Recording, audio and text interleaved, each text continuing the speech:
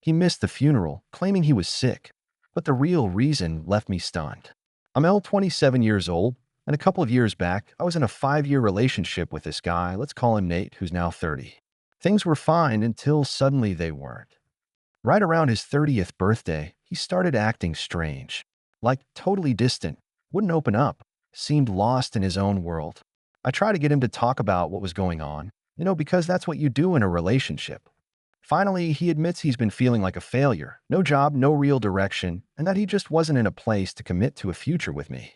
He said he felt like he couldn't provide for me. So there I was, blindsided and honestly not wanting to end things because, in my mind, we could have worked through it together. But Nate kept insisting it'd be for the best. He framed it like some temporary break so he could get himself sorted out, and I reluctantly went along with it.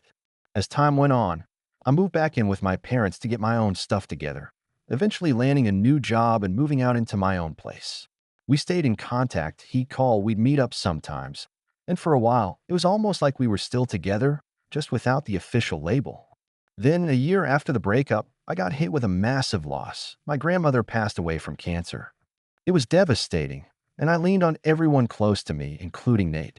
He offered to come to the funeral, and I was relieved to have that support. But then, on the actual morning of the service, he canceled out of nowhere, claiming he'd caught COVID. I was upset but thought, all right, maybe it's just a bad coincidence. Over time, though, I started seeing through the cracks. Nate wasn't changing at all, still unemployed, still glued to his games, still living off his wealthy parents. Meanwhile, I was building my life and making progress without even trying to compete. That's when it hit me. I'd outgrown him. I realized I didn't want to wait around for him to get his act together, so I called him up and told him I was done waiting. He was crushed, tried to get me to meet up to talk it out, but honestly, I was over it. Fast forward a few months.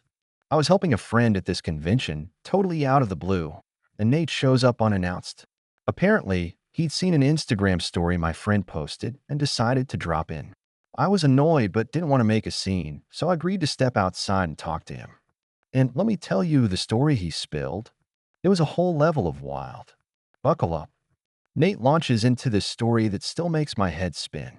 He says that after we broke up, he reconnected with an old high school friend, let's call her Rachel. She'd started hanging out with him and his two buddies, Mike and Andy, and at some point, they decided it'd be fun for the three of them, Nate, Rachel, and Andy, to move in together. So they'll get this apartment, but just a few months in, Andy has some family crisis and can't cover his part of the rent, so he moves out. That leaves Nate and Rachel living there, just the two of them. Now here's where it gets really strange. According to Nate, shortly after they became roommates, Rachel started having health issues and eventually got diagnosed with cancer. He claims her family lives far away, so he somehow become her caregiver, driving her to chemo, helping with meds, the whole 9 yards. So I'm standing there listening to this, and my instincts are screaming at me. I know Nate well enough to know that this isn't like him. He's the last person I'd expect to step into a caregiver role, especially with how self-centered he can be. So I ask him straight up if he and Rachel are involved. He swears up and down that they're just friends and that this whole situation just happened, and he feels responsible for her since she has nobody else nearby. Then, in the next breath, he tells me that he's been thinking about us getting back together and finally settling down. I almost laughed out loud. Here he is, supposedly caring for a sick roommate, yet also talking about wanting to rekindle our relationship. I told him I was sorry for what he was going through, but I didn't buy any of it, especially the cancer part. I mean, it just seemed way too convenient and dramatic. So I made it clear I wasn't interested in getting back together and walked away. But the whole conversation lingered with me. Something about it just felt off. Maybe it was the weird timing, or maybe I was just curious, but given my background in investigating, let's say it's part of my job, I decided to look into things a bit more. I never used my work skills for personal reasons before, but this was an exception.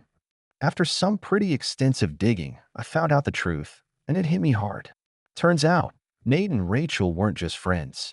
They'd been together practically from the day he and I split, and they moved in together as a couple. Not only that, but he'd been cheating on me with Rachel for at least 6 months before we even broke up. Everything he told me had been a lie. I know the truth, and it feels like a punch in the gut. Nate hadn't just moved on, he'd been unfaithful for months before we even broke up. I was furious, but also in a weird way. I felt a sense of closure. I had proof that walking away was absolutely the right decision, but I wasn't sure what to do next. I debated whether to confront him or just let it all go and move on with my life. I ended up talking it over with my mom, hoping for some clarity. She suggested I reach out to Rachel to let her know what kind of guy she was actually with, especially if she was seriously ill and dependent on him. She thought Rachel deserved the truth and could then decide for herself if she wanted to stay with someone like that. To be honest, I felt torn. On one hand, it seemed cruel to throw all this at her while she was dealing with cancer. On the other hand, if I were in her shoes, I'd want to know. So, after a lot of back and forth, I decided to reach out. I called Nate first, just to give him a chance to come clean. He tried to deny everything, saying I was overreacting and that I'd misunderstood the situation. But once I laid out the details, dates, locations, receipts, he finally broke down and admitted the truth. He apologized, but I could tell it was mostly because he'd been caught. Then I contacted Rachel. I wanted to approach it as gently as possible, so I explained the situation and provided her with all the proof I had: screenshots of texts, photos, receipts, the works. At first, she didn't believe me. She thought I was trying to mess with her.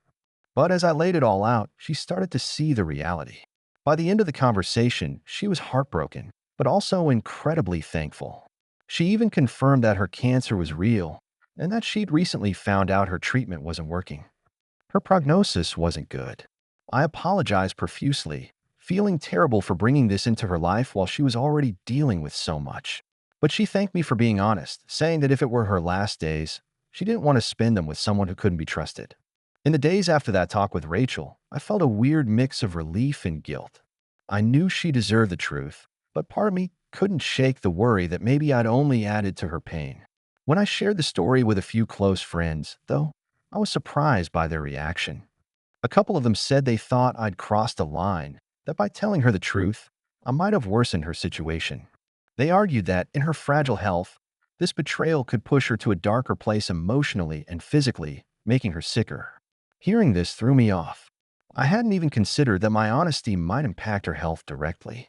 But I also remember the gratitude in her voice and how she said she'd rather know and have the choice to decide for herself. It struck me as a very personal decision, something only she had the right to make.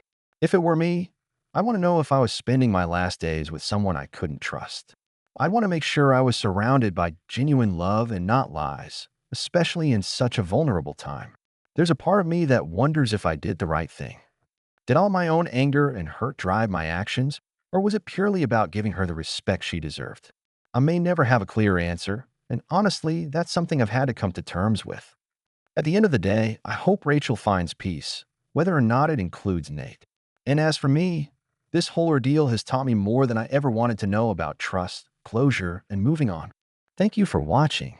Don't forget to like, share, subscribe, and turn on the notification bell to stay updated with our latest videos.